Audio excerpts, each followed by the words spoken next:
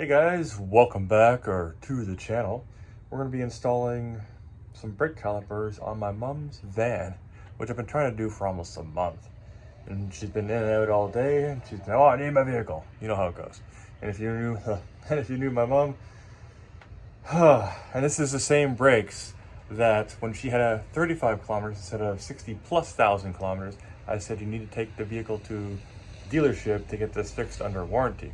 Well, turns out both of her calipers, because I took everything apart last weekend, are shot. They're both leaking. Don't know why it's the rear calipers. It might be a manufacturer's defect, could be driver error. Heck, it could have been me just pulling it apart. I can't say if it was this way, if it was that way, if it was any way, but I'm going to replace everything, bleed everything, and in this video, we're going to go over all that. Oh yeah, and I'm using POWERSTOP, because you know me. So this is the beast we are working on today, and I should probably replace that. These are the brakes in question, and as you can see, they are questionable. They're looking better, if you can believe it or not, but you can still see there's some rust and stuff, and that's from like deep pitting and everything. But obviously that's where the pad is now connecting, since I pulled it all apart, fixed everything, put it all back together. And two of the calipers, including actually three of the calipers, yeah, three, because the driver's side and the front over there was seized, this was seized, and the other side was seized. So there's some funky things going on, and I just realized that there's no valve cap on this. That's awesome. So we'll be cleaning that up, and I'll put another valve cap on that. Irrelevant. The front wheel is chocked. It goes underneath. You'll see you got two axle stands and the jack holding the vehicle, so 3 points of contact. Now we can remove both wheels. To start off with, we remove the 5 lug nuts. That gives us access to everything. Then there's 2 bolts for the caliper. The caliper comes off, then you have access to the brake pads and the mounting bracket. 2 bigger bolts for the mounting bracket. That comes off, so all the pads and everything comes with it. To hold up the caliper, I usually use a zip tie, and to hold the rotor in place, I usually put an axle nut onto the one of the studs, and that holds everything nice and steady when you want to mount everything up. So before we keep going, basically, if you look here, I'll squeeze the brakes. These sliders are actually have keepers, and they'll pull your brakes off, kind of like a spring, and it'll reduce the resistance. So this thing goes on, I do that just ever so slightly. Now that the pads are installed on the mounting bracket for the caliper, you install the caliper. We hook up the emergency brake line, which is a mechanical brake for the caliper here, and then you install the brake line itself. There's 2 copper washers plus a banjo bolt, and you want it to be surrounded by all of that, and then you tighten it all down. You grab yourself a little hose plus a bleeder bottle, and we're going to have somebody help us bleed it. So CPR has been completed, and I just keep the lug nut on there just to keep the rotor in place. So calipers, pads, and rotors. So this has all been revitalized, and we're good to go. Everything is in its stock location. As you can see here, things are lubricated. They need to be lubricated. What originally happened back in like 6 months ago, maybe longer, is when the pad was installed, this was installed in such a way that it would keep the pressure on the pad, which wore out the pad itself, and then in contact with the rotor, and that's where Mom got the grinding noise, which then overextended the caliper, and that's when the first seal went. She never went to the dealership to get that rectified, and it's back on me to finish off the situation. That could have been fixed a long time ago, but hey, I get to spend money and upgrade some systems, so I'm okay with this in a roundabout way. But now we're going to throw the tire back on and get onto the other side, which I'm going to change to portrait mode for that side.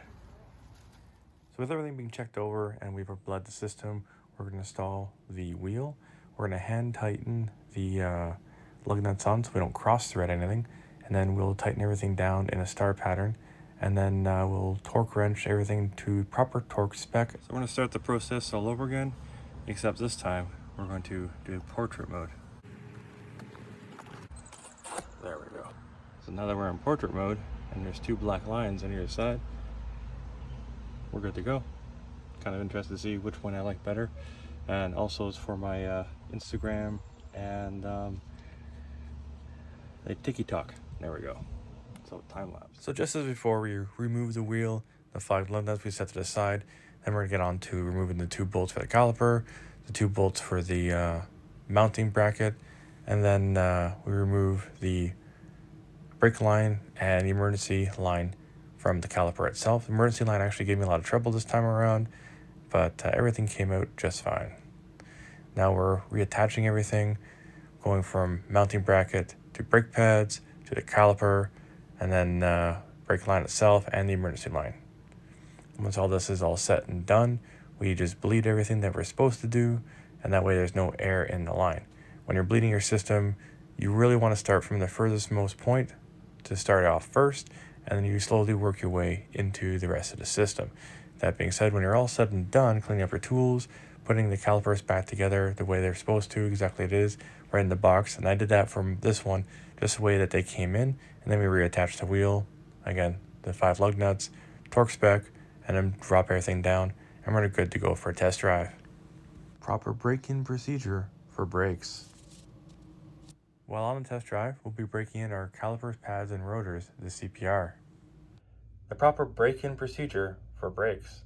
You want to do 5 aggressive accelerations to decelerations. Well, they don't have to be aggressive accelerations, but what fun is that, right? So you want to go from 40 miles per hour down to 10 miles per hour, which is about 60 kilometers per hour, down to about 16 kilometers per hour, approximately about there. And then you want to do 5 moderate decelerations after you accelerate to about 35 miles per hour, which is about 55 kilometers per hour. And then this is down to about 8 kilometers per hour, or 5 miles per hour. And then you'll have your slow to cool down stop for about 5 minutes, just drive around normally. And you want the air to move and keep moving around your rotors in this sort of braking procedure.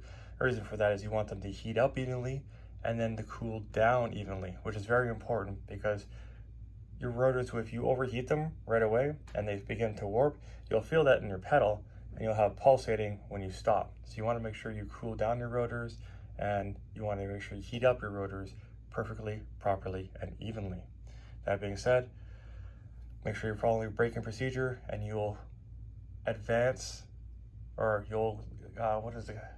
you'll increase the workable time of your brakes, I should say. That being said, that's open to interpretation as far as like weather conditions and whether you take them apart, lubricate them once a year, which is what I do, just so nothing gets seized up. So your mileage may differ, quite literally in this case. Anyways, moving on. Anytime you do a brake test, you want it to be uneventful. This one was kind of boring. I could smell the brakes though. That's normal. As you can see here, that's your normal rotors, normal calipers. We're going to paint all this stuff later on, but everything looks good here. You can feel the heat coming off this, so you know I was doing it pretty good. My temperature gun no longer works, so I really can't show you how hot these are, but you don't want to touch them. This is a good rotor. Over here, we have our freshly embedded rotors, and they're looking pretty good. I don't see anything wrong with them. That's looking good. That's looking good. Everything's good.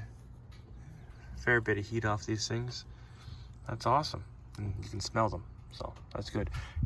Basically, when you get these rotors too, is they have a coating on them, so you don't have to worry about using brake clean to clean off all the shipping material, any oils that are on the rotors, because it has that. Check the other side.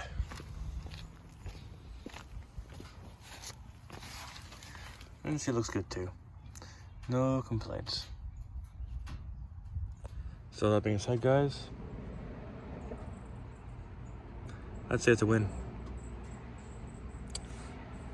The axle lugs, they keep popping off, but other than that, they're still there, still work. So I might get some new ones for that. Brakes work good, look kind of a little fancy. So I'm gonna have to change those guys. Well, not change them, clean them up and paint them down so they match, because I have the new rotors on and I can feel the pulsating from the fronts in the pedal. So, and you can feel it a little bit in the steering wheel too.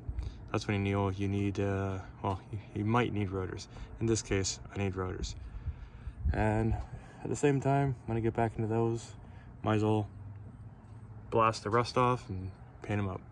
That being said, any questions, comments, concerns, please leave them down below. and I'll get back to you guys as soon as I can. Peace.